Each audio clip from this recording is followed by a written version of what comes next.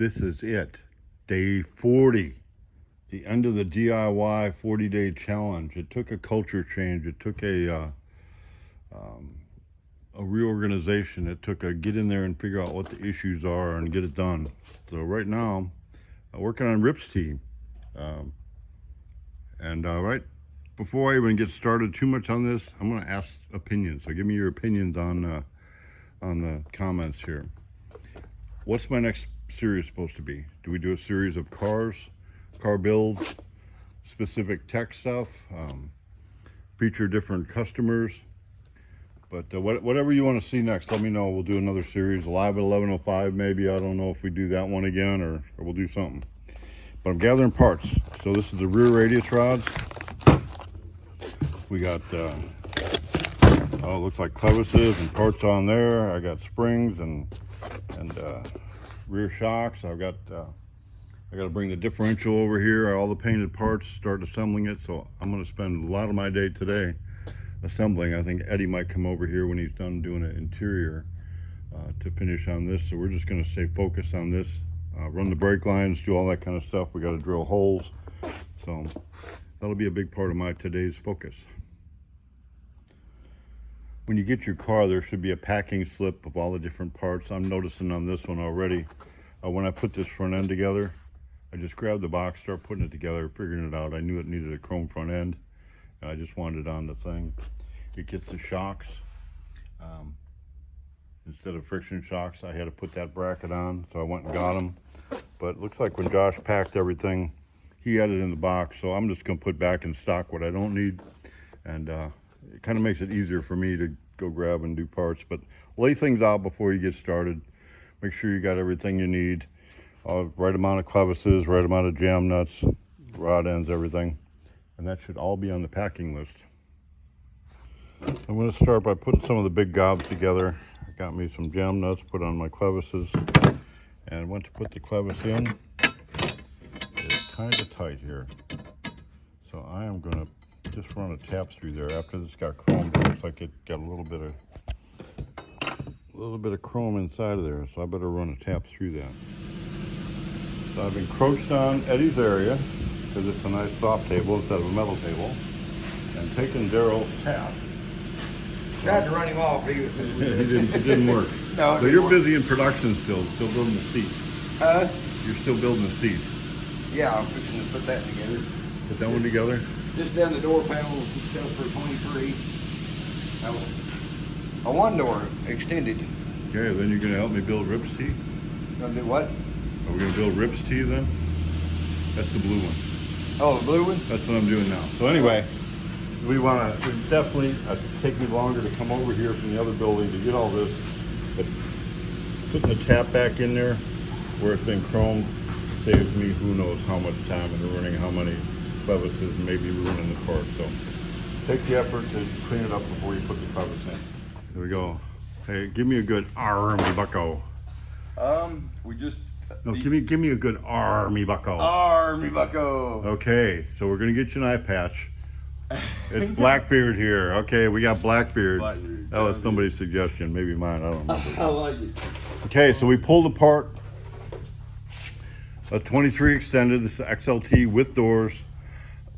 Just pulled it out, there it is over there. You're putting it back together, you're just putting all the bolts in the right direction, getting everything consistency, getting it right. I'll come back, show you how we line it up when we're done. Be back in a half hour or so. But this is my day 40, the end of the DIY challenge. Arr. Arr. You know what? I'm not putting this mold together. I don't need to do it myself. That's it. I'm here to learn, man. Okay, so we got that going on. I'm gonna go back over and I'm putting the Rip's tee together, so we're gonna get back to that. All right. So this was a break between running a tap into the radius rods. The day wouldn't be complete without a daily dose of Daryl here. So it looks like we're in production. We are making transmission mounts. Making transmission mounts in quantity. I seen you made an extra front one yesterday. Well, I had 7 spring perches back there, so I just went ahead and made up 7 of them. We made 2 extras. Yeah, made 2 extras.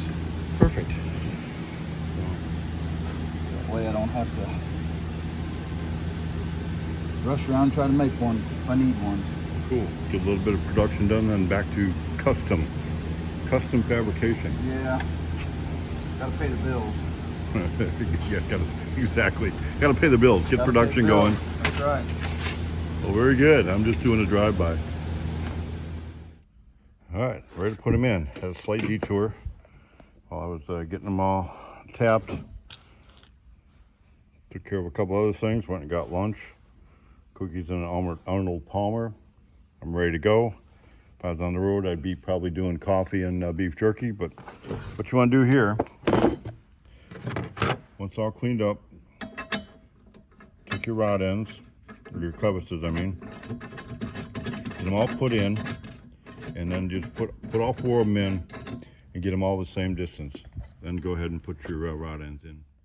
All right, so I've got the rod ends in. You can see I've got about the same distance on all of it.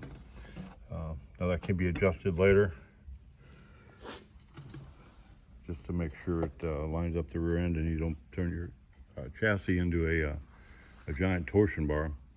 But I like to put together some of the assemblies, sub-assemblies, and get everything ready, so when you start putting all the big parts together, you don't have all the little stuff is taken care of.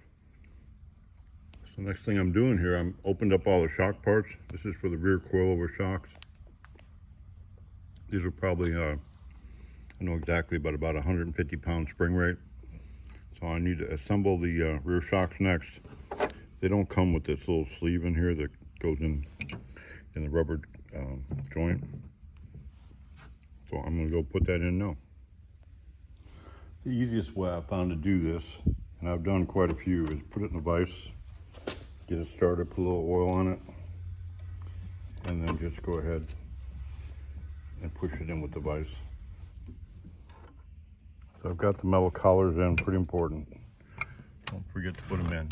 Doesn't take that long, just almost as long to walk over there and get to the vise, but make sure they're in. So this next step is a bit of a pain. It's definitely more than a one-handed deal. So I've got to get this over that edge. It's going to go up and go into this little slot here. So I need to have this snap ring in.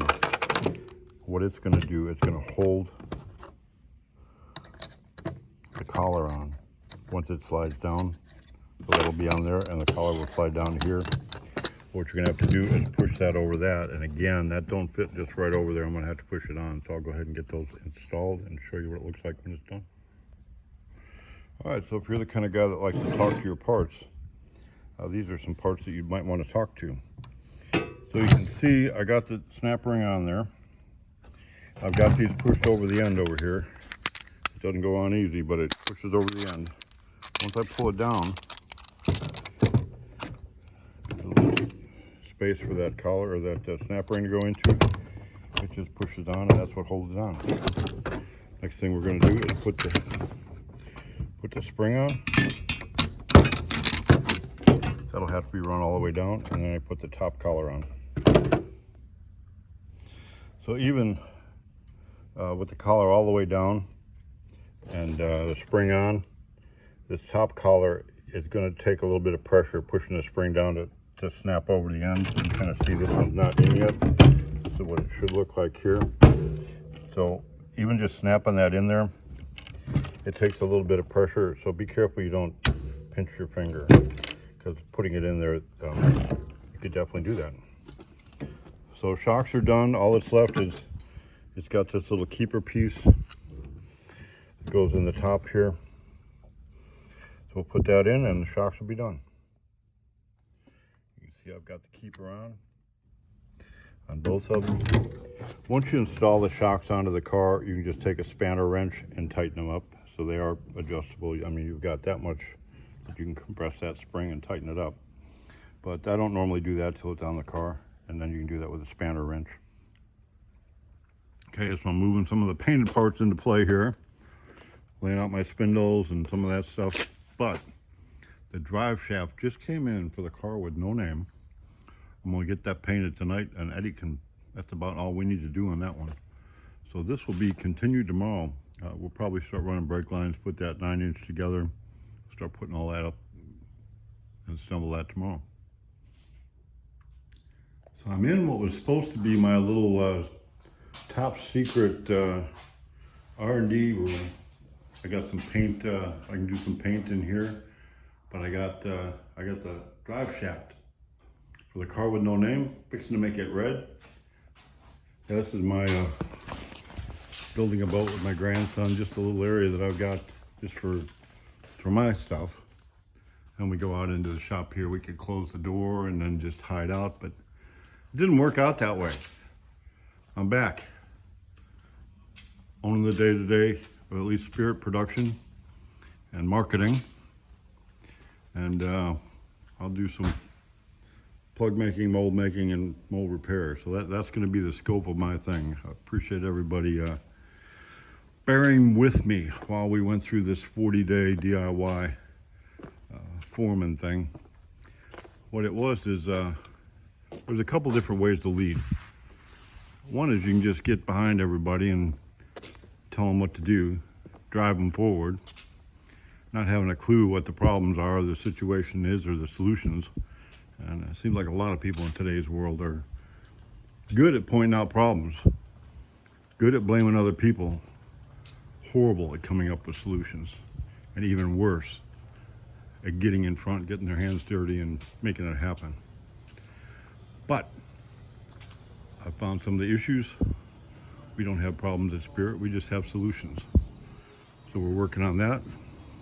Divided up our duties. There's Josh over there, working the phone, working the computer, doing it all, getting the parts room set up. I'm pretty excited about that. The Trinity area here where we sell cars, setting it up. Who knows, now that I'm back, maybe one day I'll go ahead and make the little luncheon area. I thought it'd be cool to have somebody here make lunches. Community could come in and eat too, but then I'd have a place to eat lunch. Give me a hot dog. Put some windows in here. Put some windows there. If you want to stop by and watch us work. But here's how it is now. We got nobody working. So I'm building the team one at a time, but the big part of building the team was to get the culture right. Right now, I'm sure we have a thorough understanding about expectations. And the expectations are, if we being Josh or Spirit or me or whoever says we can have that car done in 2 weeks or 6 months or 2 years or whatever it is, and set realistic expectations in the shop, I expect that they be done. And everybody here understands that, and we'll do it. We'll get it done. You know, short of an act of God or war or something like that, you know, we can get things done. So this should be happening. I'm looking forward to the next phase of whatever the video is. I don't know I'm not sure what we're gonna do, but I think on Rip's Tee, I'm definitely gonna work on it some more tomorrow. As soon as Eddie's done doing some upholstery, I think I'll have him help me do the plumbing on it. It's not a turnkey, it's just assembled chassis when he gets it painted. And then I might edit that together so it'll be a more complete assembly video. All these areas, I'd like to put cameras up there. So the big block, or just the blown black T-bucket over there, that can be, you know, just turn the camera on in the morning and turn it off at night and watch what's going on. Over here, that's a Model A, or that's a 32, Arnie's car underneath that tarp. It's all painted, ready to go. We need to get it up there and start getting it done. So we can put several sets of cameras. We might do that. I'm open to any ideas. As kind of the marketing guy, what is it you want? How can we reach the crowd to tell them that's what we do? And then how do we produce some of the best product in the world in a timely fashion? That's what we need to do. We'll fix the supply chain. That's not an issue. We live in a great country where we have lots of opportunities. All you gotta do is make a little effort, get in there and get her done. Frog Follies, I'm getting pretty excited about that. It's something to look forward to as we work with the young people that build that car. I'll be doing a lot more talking about that and showing that as it comes closer, trying to let people know about the Spirit reunion that we're going to have there and how to sign up for it and how to be there. So anyway, that's about it for today. That's it. Thank you, Lord, for the 40-day DIY challenge. I appreciate everybody that's kind of just went through that with me. I know it's mostly just our customers or loyal Spirit fans. It's not really interesting, but it was the challenge that we had at hand, and I think we've made some improvements. We can always be better. But next, I'll do more car related, more technical. Again, it helped me out, I guess, if you would like and subscribe and share the videos, but most importantly, if you would make a comment to what you'd like to see. It doesn't do a lot of good for me to just make videos to make videos, but if it's something you want to watch and something you want to see, let me know, and let me know what you want to see. So I believe I'm going to end the videos for today and go paint a drive shaft.